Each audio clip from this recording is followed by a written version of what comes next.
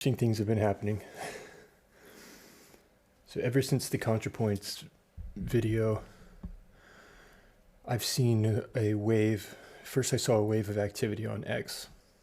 I noticed that my employer started getting, I was receiving a lot of messages, and criticizing, that's fine. But they would be tagging my employer in all of them over and over and over and over. And I asked, why are you doing this?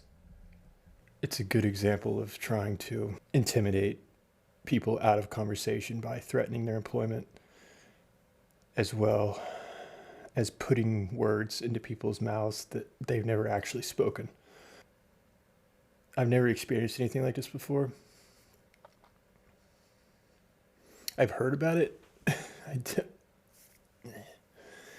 So I don't think I should say I regret the ContraPoints video. I think I could have done a better job. What's going on, everyone? It's Dr. Kenny here today, and welcome to Inconvenient Truths. So today's Inconvenient Truth is I'm kind of going to be exposing, not really exposing, but I want to highlight some of the authoritarianism that's coming from the left. And I believe the left was always authoritarian. It's just, it depends on position. When the left doesn't have, overrepresentation in institutions, they're very passively authoritarian. So whatever locus of control they have over a certain department or a certain industry, they do little filtering things to try to take over that institution, right? And communists talk about it all the time. And some people are mad that some people are equating communism in America because of the fact of the legal warfare that's going on with Donald Trump. And I opened up with that video was because Warren Smith went viral because he was able to get a student to question his assumptions. And now he decided to become a content creator on YouTube and X. And now he's facing cancellation attempts. And this sparked something personal to me is because I remember going to college and I did a political science class, and this political science class kind of woke me up to one of the reasons why I dropped out of college. Now I'm sharing a little personal story, but I think it'll help with illustrating my point. Is I had not a debate really, but in class, my teacher, she openly expressed that she was a Democrat, that she was voting for Biden. This was 2020. That she believed, all the policy positions. And I remember she mentioned something about how women make 77 cents on the dollar a man makes. And I remember pushing back on her and saying, well, I don't think that stat is true because you're comparing all men and all women, and all the richest people in the world are mostly men. So they skew the stat in men's favor. I don't think that statistic is true. Right. And no one in class challenged me on this point. Right. But as soon as class was over, I noticed on the WhatsApp chat, because, if you've been to college, all the students go on a WhatsApp chat to kind of like keep each other in date. If someone missed a class, they know what was going on, what they have to study for, and all that, yada, yada. And I noticed that all these people were talking stuff behind my back. And I was like, hey, and I went in the chat and I responded and said, hey, why I didn't speak up in class if you disagreed with what I stated? Oh, Kenny's talking out of his butt. He's totally a liar. I think he's a sexist. They didn't say it outright, but they made commentary implying that. And I said, oh, so I'm a sexist for challenging a point made by a woman. Is that it? And they say no, but you could say, I said, no one's bringing facts here. I was like, wait, that's the reality. The reality is most of the richest people in the world are men. Men start businesses more often than women. They will skew the numbers in men's favor. Done. And these people, it baffled me that people would try to slander me so passive aggressively. And it was a lot of men too. Especially, it was this little feminine black dude that he was the one who said I was talking out my ass. And I'm like, yo, and I challenged him directly. I said, okay, where was I talking about my ass out? Oh, I forgot. I said, oh, how convenient. Right. And this is the problem with the left. The left are authoritarians only in a crowd, only when they got people with them. And that's very feminine of them. Right. And this is why I don't trust leftists. I don't trust liberals. Right. Because I remember disagreeing with somebody and I found out he was conservative. I was like, oh, that explains a lot. Because I said, when I disagree with some people, I'm used to the sly comments, condescending attitudes, them trying to look down on me. And it's so ridiculous. And then when I find out mainstream media is overwhelmingly liberal, I'm like, oh, it makes sense why they go after Donald Trump. Right.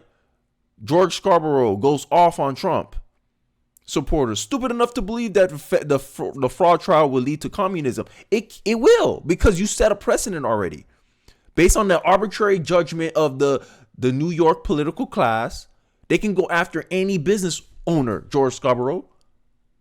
Isn't that not authoritarianism? Authoritarian, like, it's so baffling. These people can't see what their actions or what they're doing, and then they get mad about the response. Letitia James taunts Trump over bombshell fraud fine. Will seize very special building if needed. And everyone pointed out to that. Like, oh, they're gonna do these things. They banned Trump for 3 years, so he can't do business in New York. If he can't pay up the money, they get control of his New York buildings and give it to somebody that is part of their political affiliation. Does that not sound like authoritarianism? We're at an authoritarian moment for real. Remember the WEF, who I know they're overwhelmingly liberal. They believe that misinformation and disinformation is the biggest problem in the world. Why? Because they can't control the narrative. They're making the claim that because they're the liberals, because they're socialists, because they're of the left, that they automatically live in truth, and that anyone that's contrary to them is living in a lie, living in misinformation. That's the framing they give off, when it's merely the truth, and the reality of it is merely a subjective view. This is why trust in the mainstream media is tanking. It been tanked. I already showed you the stat. I'm pretty sure if you've been on this channel, I showed you this thing before. But it requires rehashing here, because they're doing these things in the name of, oh, we're trying to protect information. We're trying to protect people from misinformation. We're trying to censor disinformation, climate change denial. They always censor things that challenges their worldview. And I'm on Mediaite because it's a left wing newspaper, but I want to kind of use this to kind of debunk it. Trump calls $354 million fraud fine, and they keep calling it fraud when no one got defrauded. How about that for a fact check? I already did a video with Kevin O'Leary, Democrat, and I think I labeled it Democrats are leveraging the legal system, right? And this shows corruption. He said, and Trump said it's a form of Nivelian. Like, hey, yeah, you're prosecuting me legally because you can't do it the other way. But they miscorrectly call it a fraud fine. I mean, New York called it a fraud fine, but that's what it's called, authoritarianism. Show me the man, I'll show you the crime. You could be saying the truth. 2 + 2 is 4. And then I say, oh, no, we're going to convict you for fraud. Huh? 2 + 2 isn't 4? No, we don't think it's 4. Federal course, according to the federal court case, 2 + 2 is 5. You just lied. Fraud case. Send them to jail, Ben. This is authoritarianism. This is one reason why they hate Elon Musk, because they can't use their usual playbook to cancel him like they do what they're trying to do with the Warren Smith guy in the intro of this video. So I'm gonna take a little break. Let's look at Joe Rogan and his guests explaining why he is not on the team and why they hate Elon Musk so much. Let's take a look. It's now a very influential, if not powerful, group of people across a wide spectrum discussing what those elites are up to, right? We even, I think, have elites of our own. I can't be certain, but Musk doesn't look like he's on their team to me. He's not on their team. That's what I think. Well, he's insanely wealthy and independent and an actual legitimate genius in a world of fools. Right. And I think... Not flawless. Not flawless. He gets out of line every now and then. He gets a little wacky. He does. But he's fun. He's restless. He's a fun guy to have at the helm. And I think he looks at what is being plotted against us and sees it as a fun challenge to confront it. So that... Yeah. And he has the resources to do it, unlike most people. And has the courage to do something like completely overpay for Twitter and then have the advertisers lock him out. And literally in a discussion with the guy from the New York Times, he goes, go fuck yourself. Go fuck. Let me be clear. Go fuck yourself. Yep. I don't care. You're trying to blackmail me with money? Go fuck yourself. Right. And nobody does that. Well, on the one hand, nobody does it. On the other hand, I wonder why more people don't, because the fact is he's demonstrating that not only Does it work? Short term, it has costs, but long term, he's not exactly losing, right? No, but he's a child of the internet in the sense that, like, he makes memes. He posts memes. Like when you post that meme of Bill Gates next to the emoji of a pregnant man and said, when you want to lose a boner real quick. Yeah. That's wild. Because you can't even say, oh, fuck that guy, he's a dumbass. It's literally one of the smartest human beings alive and the wealthiest man alive. Right. And he's dunking on you on a platform that he owns now. Right. There's that. I also, as much as it's juvenile, I love it. There was I am something juvenile. No, it's the one where he was asked for comment by one of these legacy media outlets. I don't know if it was the New York Times, but it might as well have been. And he sent back a poop emoji. And it's like, look, that's a wise move because the rules of the game say, he refused to comment. Right. But you can't say that if he did comment and it was a poop emoji. You have to report that. So that was extremely clever. Yeah. Yeah, you seen that? You heard that? Elon Musk sees what we all see. I think Elon Musk is a left-wing independent. And here's the partisan trust in mass media between 1972 to 2022, right? And you look at the independents and the Republicans, independents and Republicans, so independents, whether you're left-leaning independent or a right-leaning independent, Republicans do not trust the mainstream media. That means the majority of Americans do not trust mainstream media. Guess who trusts mainstream media, though? 70% Democrats. Isn't it any surprise? Democrats are the same group of people that will block you if you have an opposing political view. Because this shows a big problem with the left. The left cannot take, and the biggest one who tried to virtue signaling, talking about, oh, we're so divided as a country, we need to come together as a country. And it's so ridiculous that they like to virtue signal and moralize on this stuff, right? Ed Kazakhstan, who, I on my channel, I like to feature him and his brother a lot. But on this one, I wholly agree with what he's saying. If you automatically hate someone because they're a Democrat or a Republican, then you're the one with the problem, not them. True. I feel bad for all the Democrats, so misinformed and gullible, they actually be like, there's more than two genders because Joy Reid said so. Right? And obviously he's going to go defend his side and try to point out why Republicans do it too. But Republicans do it more as in a mocking manner, like, oh, dumb lib, here's why you're dumb. Democrats will literally hate you, block you, disassociate from you. I had a girl in the same class talk about how, oh, she found out her family voted for Trump and now she disassociated from them. She alienated her own family. And I went and I countered her. I was like, yo, that's kind of extreme because I said these politicians don't know nothing about you. They don't give a damn about you. You're just a number. You're just a vote. And you're going to disregard. You're going to alienate. You're going to disassociate from yourself and your family because they voted for another guy that don't know who they are either. I'm like, yo, y'all starting to worship politicians like a religion. Like, you don't know these people. 4 years, they're going to be gone. And your family's going to be with you forever. And you rather disassociate with your family because they disagree. They see a different vision of the way of approaching the problems that you face in this country differently from you. And that's why you're going to disassociate with them. And then you had some women try to back her up. I'm looking at them like, yo, y'all don't make any sense here. Like, y'all really going to throw away your whole relationship with your family over a politician who don't know nothing about you. Make it make sense. And they were quiet. I'm like, yo, what is this? Is this what we go to college for? Like, this what like disillusioned me about people when they say, oh, I got a bachelor's degree in this. I don't think they're any smarter or any dumber.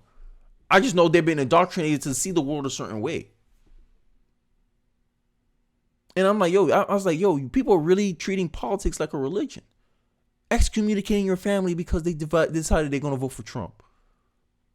And I know why she did it. She did it to try to virtue signal, try to make people try to get a pat on the back. And she got some of that. But I expressed disapproval of what she did. And the girl's like, oh, anyway, for you, I support what you're doing. I don't think anyone should be around people that they don't agree with. And that's a liberal Democrat thing to do. And she was a woman, which is the people who express cancel culture the most. I already showed you the stats. I mean, it's the inconvenient truths. This is authoritarianism. Now, imagine she had power in society. She'll be sending people to the gulags. I mean, the Democrats did try to motion towards that. And then they wonder why Republicans, conservatives think that we're slowly going down the path of communism. Because you're doing stuff that communists will do. The Soviet Union would do.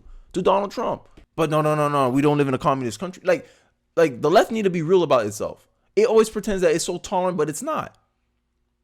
The left pretends, oh, if you're a black person and you vote a Republican, you're voting against your best interest.